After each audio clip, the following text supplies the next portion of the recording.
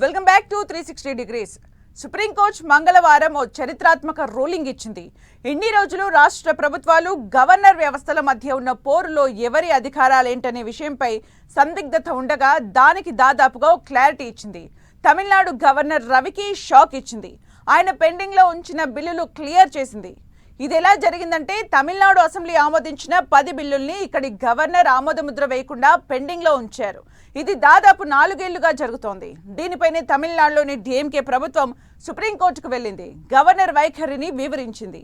ఈ కేసును విచారించిన సుప్రీంకోర్టు గవర్నర్ రవి తీరుని తీవ్రంగా తప్పుపట్టింది. దీంతో Tamil Nadu governor versus Tamil Nadu government కేసులో సుప్రీం ఇచ్చిన తాజా ఆదేశాలు దేశంలోని ఇతర రాష్ట్రాలకు కూడా ఓ దిక్సూచిలా మారే అవకాశాలు స్పష్టంగా కనిపిస్తున్నాయి.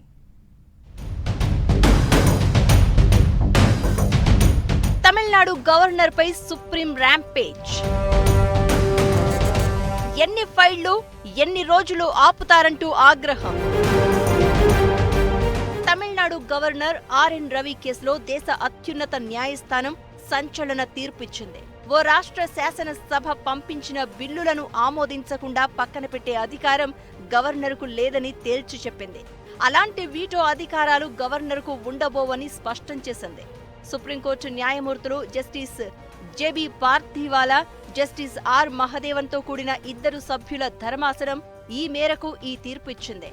తమిళనాడు అసెంబ్లీ తీర్మానించి రాజ్ భవన్ కు పంపించిన 10 బిల్లులకు సంబంధించి గవర్నర్ ఆర్ఎన్ రవి తీసుకున్న నిర్ణయాలు చట్ట విరుద్ధమని ప్రకటించింది.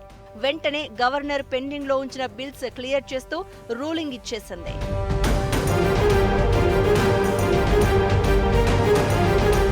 సాధారణంగా ఓ రాష్ట్ర అసెంబ్లీ ఆమోదించిన బిల్లులను గవర్నర్ తన అంగీకారాన్ని తెలియజేయాల్సి ఉంటుంది. రాజ్యాంగానికి వ్యతిరేకంగా ఆ బిల్లులు ఉంటేనే గాని వాటిని పునః పరిశీలనకు పంపించే అవకాశం దాదాపుగా ఉండదు. తమిళనాడు అసెంబ్లీ ఆమోదించిన అనేక బిల్లులను గవర్నర్ ఆర్ఎన్ రవి ఉద్దేశపూర్వకంగా అడ్డుకున్నారు అనేది ప్రభుత్వ వాదన. దీన్ని సవాల్ చేస్తూ తమిళనాడులో అధికారంలో ఉన్న డిఎంకే ప్రభుత్వం సుప్రీంకోర్టును ఆశ్రయించింది. దీన్ని కోర్టు విచారణకు స్వీకరించింది. తమిళనాడు ప్రభుత్వం తరపున సీనియర్ అడ్వకేట్లు అభిషేక్ మను సింఘ్వి, ముకుల్ రోహత్గి, రాకేష్ ద్వివేది, పి విల్సన్ తమ వాదనలను వినిపించారు. తమిళనాడు గవర్నర్ తరపున అటార్నీ జనరల్ ఆర్ వెంకటరమణి వాదించారు. విచారణ సందర్భంగా జస్టిస్ పార్థివాలా బెంచ్ కీలక వ్యాఖ్యలు చేసింది. బిల్లులను ఆమోదించడంలో గవర్నర్ అలసత్వం వహించారు అనేది ఇక్కడ స్పష్టంగా కనిపిస్తోందని పేర్కొంది. రాజ్యాంగంలోని ఆర్టికల్ 200 ప్రకారం గవర్నర్ తన విధులను నిర్వర్తించడానికి స్పష్టంగా కాలపరిమితి లేదని, ఎలాంటి సమయ పరిమితులు లేనప్పటికీ తనకు అందిన బిల్లులను ఆమోదించకపోవడం దీనివల్ల రాష్ట్రంలో చట్టాల రూపకల్పన ప్రక్రియను ఆలస్యం చేయడానికి అంగీకరించినట్లయిందని వ్యాఖ్యానించింది. తమిళనాడులో దాదాపు 4 ఏళ్లుగా డిఎంకే ప్రభుత్వానికి గవర్నర్ రవికి మధ్య అస్సలు పడడం లేదు. అందుకే కొన్ని నెలల క్రితం తమిళనాడులో గెట్అవుట్ రవి అంటూ హ్యాష్ట్యాగ్ క్యాంపెయిన్ కూడా నడిచింది. ఈ నేపథ్యంలో సుప్రీంకోర్టు ఆదేశాలు డిఎంకే ప్రభుత్వానికి పెద్ద నైతిక మద్దతు ఇచ్చినట్లయింది.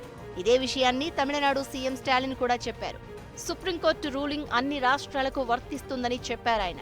తాజా పరిణామాల ప్రభావం నాన్ ఎన్డీఏ రాష్ట్రాల్లో గవర్నర్ల తీరుపైన పడుతుంది అనడంలో సందేహం లేదు.